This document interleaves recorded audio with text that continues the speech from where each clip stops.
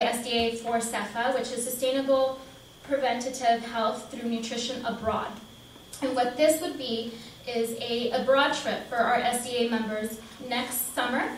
We're looking at either Costa Rica or Bolivia and serving an underprivileged area. So if you're interested in that, information is going to be coming out soon. We'll be holding info sessions. The logistics hasn't been worked out, so that's why if you're interested, just email the CSULA SCA email address. Next thing, open positions, and just for the interest of time, I'm just going to kind of quickly go through these. We have cabinet positions with our executive board. We're opening up public relations and communications positions, so if you're good at PR, making flyers, etc., please see us and we can hold an election at our next meeting. The next position would be legislative officers, and this one I really pushed so we can have, here we go. I really pushed that we can have this executive board because I feel that as RDs and future RDs, we need to really know what is, and stay abreast of what food policies are happening both in Sacramento and at Capitol Hill. So nationwide, we should be very aware of our food policy, and coming in November in this election, it's very important. There's food policies on the bill that do affect both food science and technology majors and nutrition majors. So if you're interested in food policy, or you want to get a master's in food policy, or you just like to stay abreast and help SDA's website stay abreast of the different policies out there right now, please go ahead and sign up for this position. Next one, we're trying to do an internal social and external social. What that would mean is we would coordinate with different clubs on campus so that we would have like social events, hiking, external, that would be an external social thing, hiking or miniature golf, etc. So if you're interested in that, you're very social, come talk to us. And brilliant ideas are always wanted. So if you guys have another idea or for a committee, or if you want to be a chair of a different project, let us know and we will most definitely make room for you. And with that said, I want to thank you for joining SDA. I'm going to call up our FST president, MJ, and she will go ahead and do their presentation. Thank you.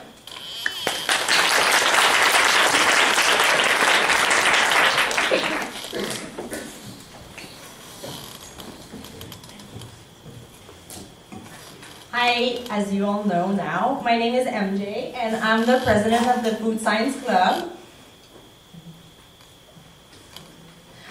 I will want to present to you our executive board for now.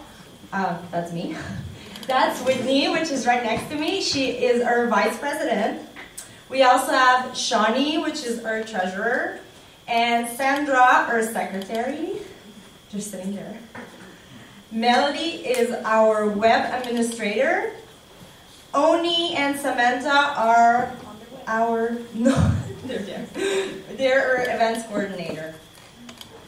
Our wonderful advisors are Dr. M and Dr. Patero Murray. And they've been very helpful and very supportive of our club. So we want to thank them.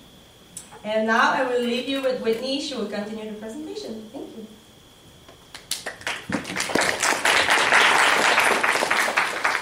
So you guys might be wondering, what do we do as an FST club? And as you can see, it's an opportunity to connect with fellow students and professional food scientists alike.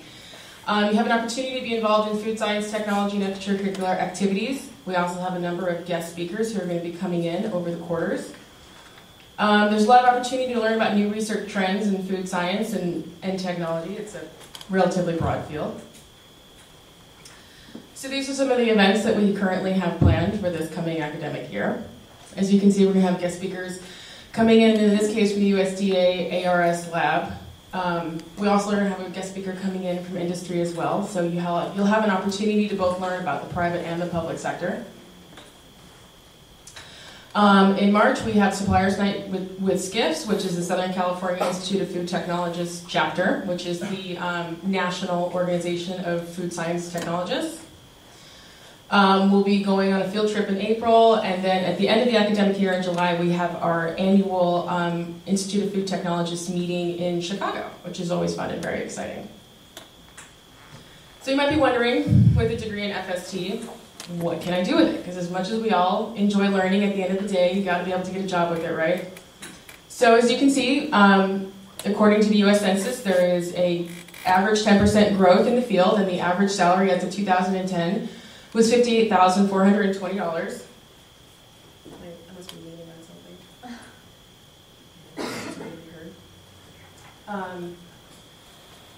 That's the average national median with a bachelor's degree. Obviously, if you pursue higher education, you can expect to be paid in accordance with that, as well as working at a small corporation versus a large. It's all, the sky's really the limit. It's up to you with what you want to do with your degree. Food science areas, as I mentioned before, it's a pretty broad industry. You have an opportunity to go into something that, say, for example, as food microbiology, which would be studying the disease, studying the origins of bacteria, yeast, mold in food. That could be disease-causing bacteria, or that could be beneficial bacteria, probiotics, prebiotics, things of that nature.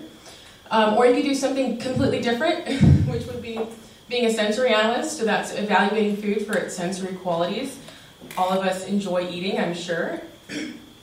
As a sensory analyst, you would be doing things possibly like quality control, so that's making sure that every box of Special K that comes off the line tastes exactly like the 100th one before it and the 100th one after it. Quick little breakdown on a couple of things that you can do. Once again, packaging technology. How do we keep food fresh? How do we prevent food from going bad? How do we make sure that the expiration date is correct, and if we say it's going to expire in 3 months, that it doesn't expire in 6 weeks? Research is a wonderful, fascinating opportunity. If any of you have the opportunity, as either through us or in your future, whether it's nutrition or through FST, to get involved in research, there's wonderful, wonderful programs that are happening both here at Cal State LA and abroad, and I strongly encourage everybody who has an opportunity to get involved with that.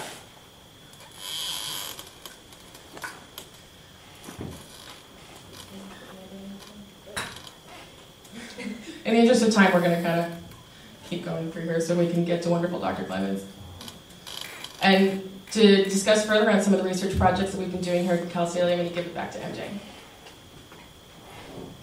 Thank you, Whitney. So this is one of the research projects we've been doing with Dr. Omari. It's me, Shani, and Doris. We've been working on germination of quinoa seed, and the pictures you see here are us working in the USDA lab, which was a great opportunity, and we hope that this will lead to maybe presenting at the IFT conference this year. We'll see about that. This is actually from this summer's IFT conference.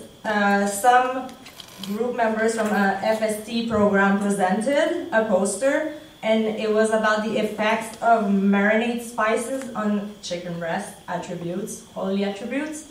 And they were fortunate enough to be able to go there and share their knowledge with others interested in this field. This was another project that we had, so we were representing this summer. The basting properties of roasted quinoa with Jeff was working with Dr. Omari, and he was actually chosen to do a presentation on it, and that was really interesting and very good. This is just a picture of what we did at the IFT in general. We were able to meet with this man that you see here from Tate and Lyle, and he explained to us about their products, what they had. Yes, Luis Fernandez. He was very nice, and he gave us a little presentation, very helpful, very interesting. And these are just some of the stuff we're doing in their classrooms. We have here on the left was a presentation about chocolate, which was very interesting, and some people from other fields came in too because they smelled the chocolate and everybody wanted some. Oh yeah, we got some chocolate too. Yay! We learned how to temper chocolate in the lab. That's what we're doing there, by the way. I don't know if you can see, but the one on the left was all... Yeah. Yeah, that was the photo at the top left, we're actually demonstrating the effects of water in chocolate. Chocolate is it's a completely waterless system, so we're demonstrating how water affects chocolate. Oh yeah, he was saying even they couldn't wash the instruments with water because it was going to get in the chocolate and create some different texture. It was very informative.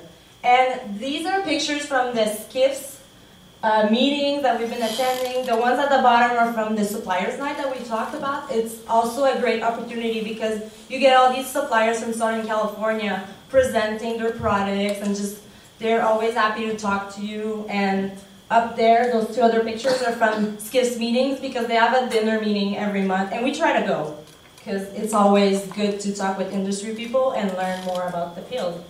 So we want to thank you for coming to our first meeting, and now we will have Dr. Roger Clemens will speak. And by the way, he is the president of IFT, because we've been mentioning IFT all along, but we forgot to tell you guys that he is actually their president this year. So Dr. M will be introducing him. Thank you.